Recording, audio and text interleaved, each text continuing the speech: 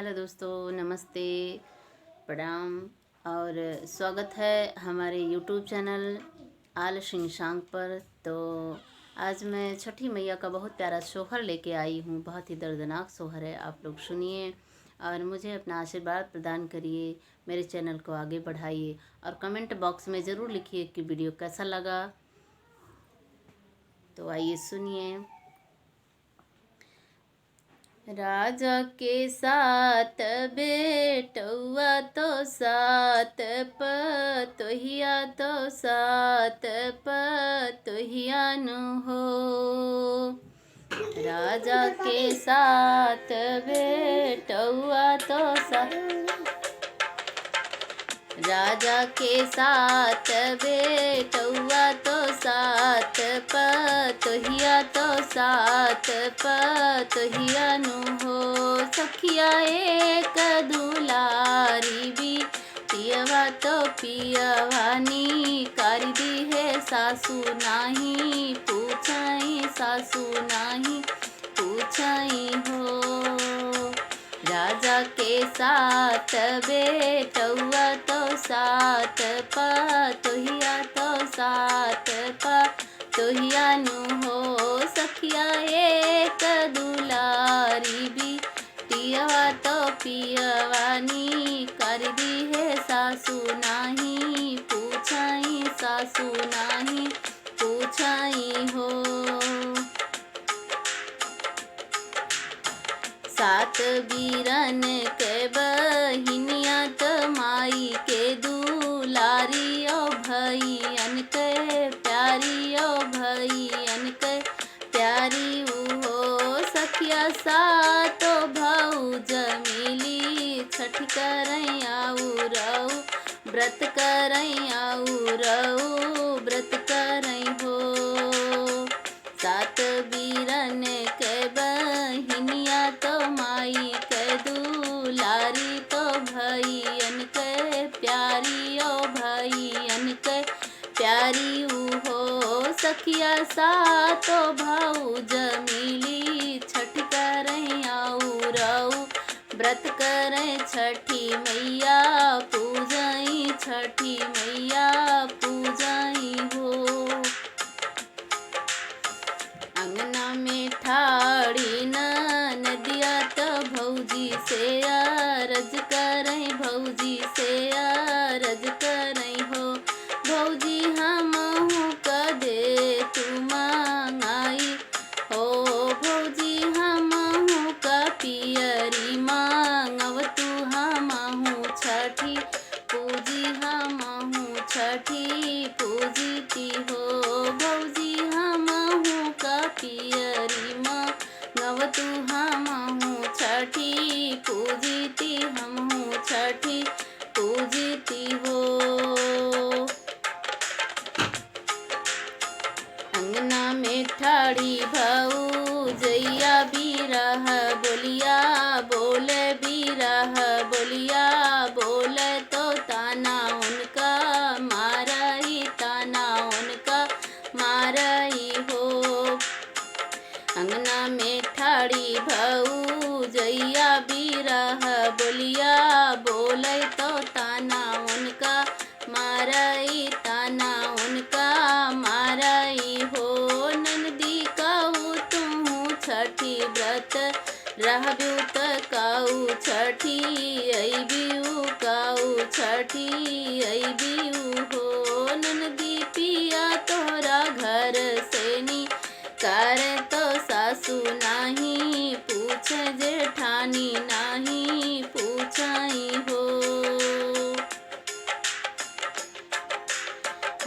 ननदी नाही तोरे गोदिया ललनवा कैसे छठी पूजबू कैसे व्रत रहबू कैसे व्रत रहबू हो। सातो भौज मिलतई अर भई पोखरा की ओर चली पोखरा की ओर चली हो।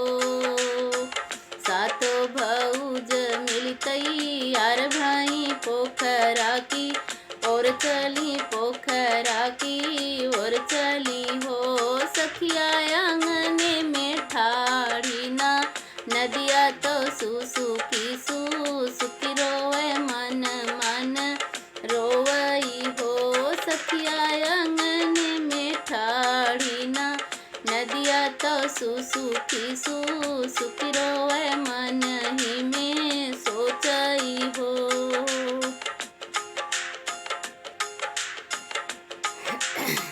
मचिया ही बैठी है मैया त बेटी आरज करई बेटी जैया रज करई हो। मचिया ही बैठी है मैया तो बेटी जैया रज करई बेटी जैया रज करई हो। मैया कवन करमवा से चूचू बतावाई है हमका बतावाई है हमका हो। मैया कवन करमवा से चूक्यों ताना हम मारे तो ताना हमें मारई हो। मचिया ही बैठी है मैया तो बेटी का समझावे बेटी का बोलावाई हो। मचिया ही बैठी है मैया तो बेटी का बोलावे तो बेटी समझावाई हो। बेटी चुप रहो ये बेटी ये सजीनी रोवाऊ ये सजीनी बिलखाऊ ये सजीनी बिलखाऊ हो। बेटी छठी मैया बहुत दयाली ललन तुमका दई है दुखवा तोहरा सुनी है दुखवा तोहरा सुनिहाई हो। बेटी छठी मैया बहुत दयालु दुखवा तोहरा सुनी है ललन तुमका देहाई हो।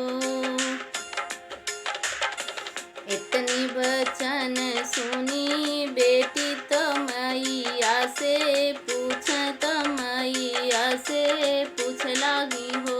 मैया कैसे व्रत रही तो हम समझावो तो हम समझावो हो। मैया कैसे व्रत रही तो हम समझावो हम समझावो हो। कवन बरन आहे बगिया तो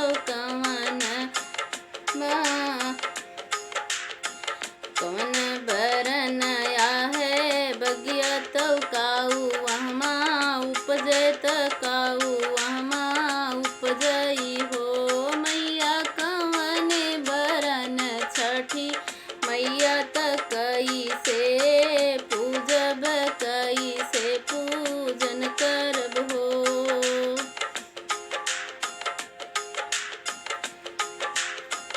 अचरा से मैया उनके मुँह पोछे आँखिया के आंसू पोछे आँखिया के आंसू पोछई हो।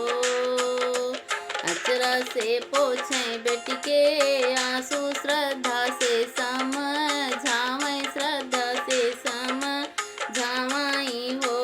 बेटी हरियर हरियर बगिया तो वहाँ उपजे महुआ तो उपजई ढाकुली हो। बेटी कुसवा में बैठी छठी मैया तो ही बड़ी मैया ओ नहीं बड़ी मैया हो।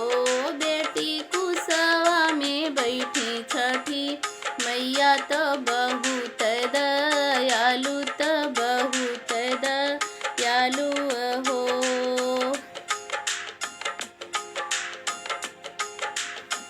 मैया का चढ़ाई सेनुरा तो दही और महुआ तो दही और महुआ हो।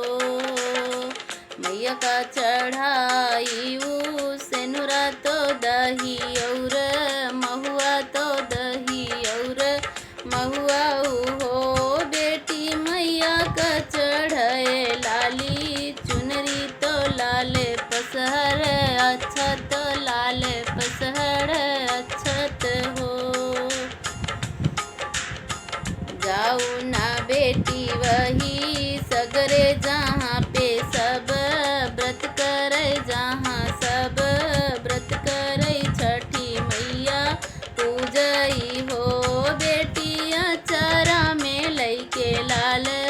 अक्षत मैया कमानाओ मांगन तू मांगाऊ हो।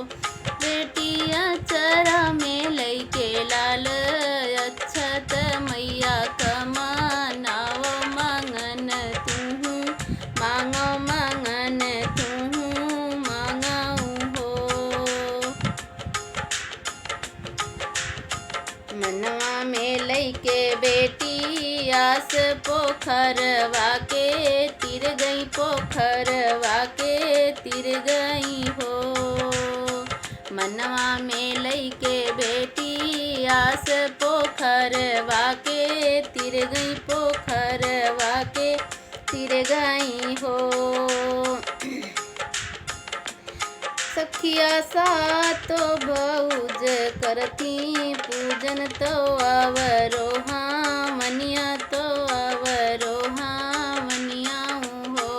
सखिया सातो भौजैया करती पूजन तो आवरो हावनिया तो आवरो हावनियाऊ हो।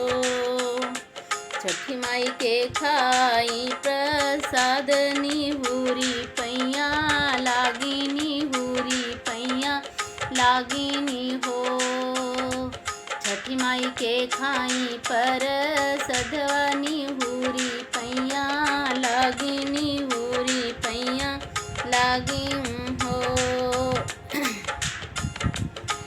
मैया ऊन से मैया हमहू का दे तू एक लाल बजनिया नाम छूटत बजनिया नाम छूटत हो। मैया हमहू का दे तू एक लालन बजनिया नाम छूटत बजनिया नाम छूटत पूजन तोहरा करीती हो। लौटी के आई जब घरवा तो देखत खुशिया भाई देखत खुशिया भाई हो। लौटी के आई जब घरवा तो देखत खुशिया भाई देखत खुशिया भाई हो। सखिया द्वारे पे ठाड़ उनके पियवा तो लई जाई आयन लई जाए आयन आनाए वन का आयनी हो। धाना का देखी के बचन बोले देखी के बचन बोले धाना से अरज करई हो। धाना चलहु ना अपने घरवा तो अपने ससुर घरवा अपने ससुर घरवा हो। धाना चलहु ना अपने घरवा तो अपने ससुर घरवा अपने ससुर घरवा हो। इतनी बचन सुनी धाना तो ससुरे की राह चलें ससुरे की राह चलें हो। इतनी बचन सुनी धाना तो ससुरे के राह चलें ससुरे के राह चलें हो। एक महीना के बीतत गर्भ जनाई तो गर्भ जनाई खुशिया उनके आई खुशिया उनके आई हो। बहिनी नवाए महीना के बीतत ललन सुंदर पाई ललन सुंदर पाई हो। बहिनी नवाए महीना के बीतत ललन सुंदर पाई ललन सुंदर पाई हो।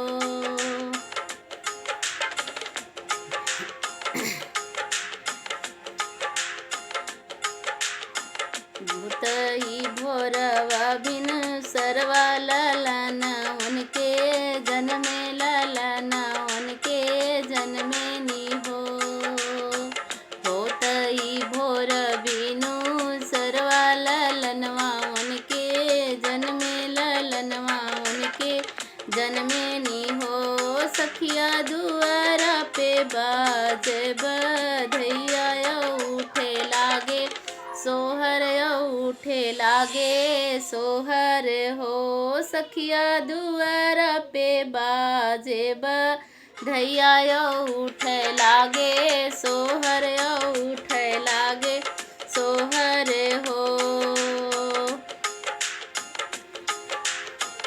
आई गए भादो महीनवा तो छठिया के दिनवा तो छठी के दिनवा हो।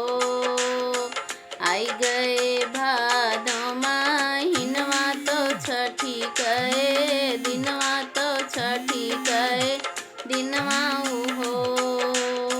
हथवा में लीही तिरिया से नुरायो दही महुआ अछत दही महुआ अछत हो सखिया निहुरी गांठी बान्हे आशीष माई से मांग